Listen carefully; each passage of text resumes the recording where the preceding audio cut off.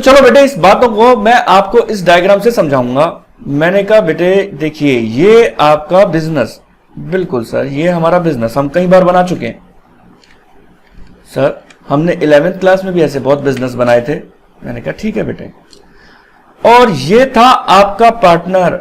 हाँ सर ये ए, ये भी हमें भी पता है। मैंने कहा बिल्कुल बेटे ये ए पार्टनर है और ये बी पार्टनर है। ओ तो देखो बेटे हुआ क्या था, अब हुआ क्या बेटे आपको बताना चाहता हूं इसके अंदर कि आपने अगर 11th क्लास का कंसेप्ट पढ़ा हो तो बिजनेस एक सेपरेट एंटिटी का रोल प्ले करती है। Business is separate legal entity. Separate entity लिख दूं? हाँ सर सेपरेट एंटिटी लिख दो। यानी बिजनेस अलग और उसको चलाने वाले अलग, ऐसा माना जाता है? हाँ सर माना जाता है। तो मैंने कहा बेटे हम जो अकाउंट्स बनाते हैं वो बिजनेस के बनाते हैं? हाँ सर बनाते हैं।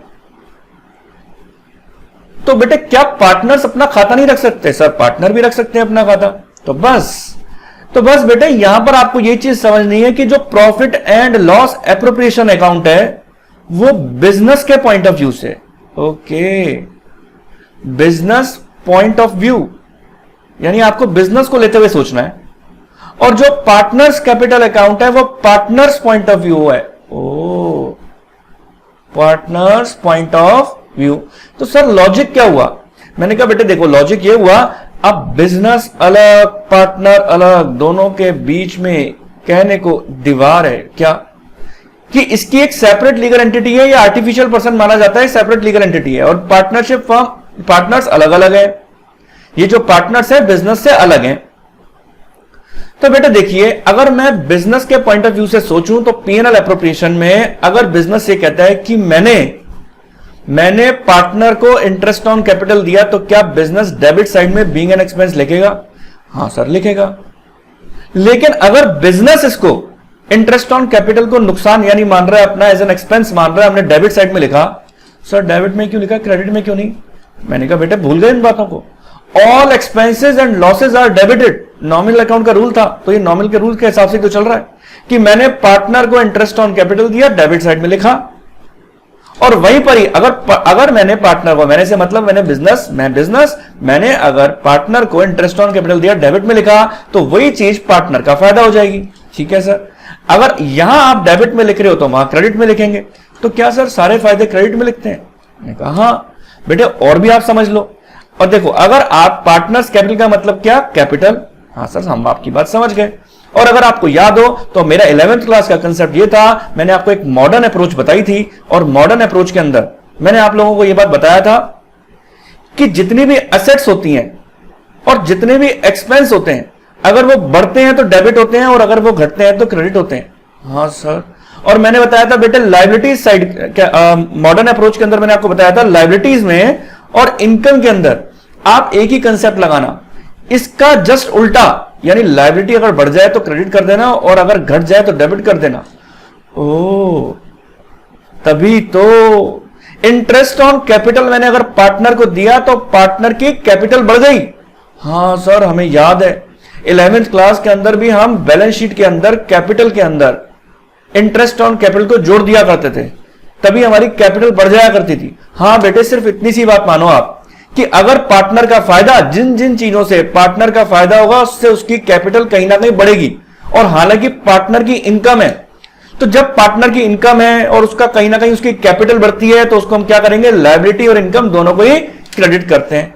ओके, इसीलिए डेबिट में बिजनेस का जो एक्सपेंस है पार्टनर का फायदा है और उसको हम क्या कर रहे हैं? क्रेडिट कर रहे हैं। और जो बिजनेस का फायदा है वो पार्टनर का नुकसान है। ऑब्वियस सी बात है, अगर पार्टनर बिजनेस में से ड्राइंग करेगा, अगर मान के चलिए पार्टनर ने बिजनेस में से पैसा निकाला घर के यूज के लिए, तो ऑब्वियस सी बात है बिजनेस उसको क्या बात बोलेगा? बिजनेस उसको ये बात बोलेगा कि नेक्स्ट टाइम इंटरेस्ट के साथ पैसा लूंगा। तो बिजनेस का इंटरेस्ट ऑन ड्राइंग फायदा है तो पार्टनर का क्या है? नुकसान है। ओ तभी इंटरेस्ट ऑन ड्राइंग को हमने डेबिट साइड में लिखा क्योंकि उससे कैपिटल घट रही है। तो बेटे उम्मीद करता हूं कि यह लॉजिक आप लोगों को समझ में आया होगा कि अब आपको याद रखना है कि पार्टनर्स कैपिटल अकाउंट के डेबिट और क्रेडिट साइड में कौन कौन सी एंट्री होती हैं। Profit and loss appropriation account के डेबिट साइड की जितनी भी आइटम्स हैं वो क्रेडिट में आएंगे, उसके पीछे आपको लॉजिक समझ में आ गया। और क्रेडिट के जितने भी आइटम होते हैं वो डेबिट साइड में आते हैं। ठीक है सर, हमें आपकी बात समझ में आ गई। इसके बाद बेटे हमें क्या काम करना है? इसके बाद हमें काम क्या करना है? इसका बैलेंस करना है टू बैलेंस सीडी करके। सर कैसे करते हैं? मैंने कहा जैसे बेटे लेजर को बंद नहीं किया करते थे कि आपने डेबिट साइड का टोटल लगाया, आपने क्रेडिट साइड का टोटल लगाया और दोनों का डिफरेंस को निकाल कर देखा। अगर आपको ऐसा लगता है कि डेबिट साइड के अंदर आपका अमाउंट कम है, अगर आपको लगता है कि डेबिट साइड के अंदर अगर आपका अमाउंट कम है, तो हम क्या करेंगे, इसके अंदर डेबिट साइड के अंदर आपका बैलेंसिंग फिगर लिख देंगे। आपने क्रेडिट का टोटल लगाया, डेबिट साइड का टोटल लगाया, अगर डिफरेंस अमाउंट में निकाल के देखा डेबिट में कम था तो डेबिट में लिख दिया। सर एक बात बताओ, क्या क्रेडिट में भी कम आ सकता है? मैंने कहा आ सकता है क्रेडिट में भी कम। अगर क्रेडिट में कम आएगा तो बाय बैलेंस सीडी लिख देंगे। ठीक है सर, यूजुअली कैपिटल अकाउंट का जब डेबिट में आपका बैलेंसिंग फिगर आता है तो यूजुअली डेबिट में ही आएगा आपका। तो बेटे देखिए, अगर डेबिट में बैलेंस आता है तो ये नॉर्मल बैलेंस कहलाता है, और अगर क्रेडिट में बैलेंस आता है तो ये नेगेटिव बैलेंस कहलाता है। यानी अगर डेबिट साइड ज्यादा हो और क्रेडिट साइड कम हो और बैलेंसिंग फिगर अगर डेबिट साइड में आ रहा हो तो हम इसको क्या बोलेंगे कि ये क्रेडिट बैलेंस है, क्योंकि क्रेडिट साइड ज्यादा है। और मान के चलिए अगर डेबिट साइड ज्यादा हो और क्रेडिट साइड कम हो और क्रेडिट में बाई बैलेंस सीडी आ रहा हो तो आप इसको कौन सा बैलेंस बोलेंगे?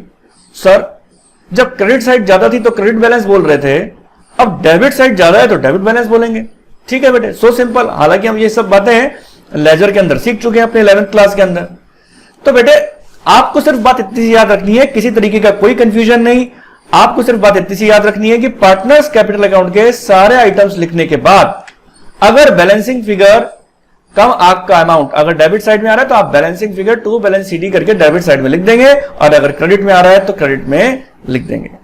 ठीक है सर, आपकी बात हमें समझ में आ गई। तो उम्मीद करता हूं बेटे आप सभी बच्चों को यहां तक की बातें क्लियर हो गई होंगी। मैं उम्मीद करता हूं कि आपको मेरा वीडियो पसंद आया होगा। मेरा वीडियो पसंद आया, इसको लाइक करें, सब्सक्राइब करें, शेयर करें। मेरे आगे के वीडियोस पाने के लिए बेल आइकन नोटिफिकेशन दबाएं, जिससे आपको मेरे आगे आने वाले वीडियोस का नोटिफिकेशन मिलता रहे। तो बने रहें। Thank you.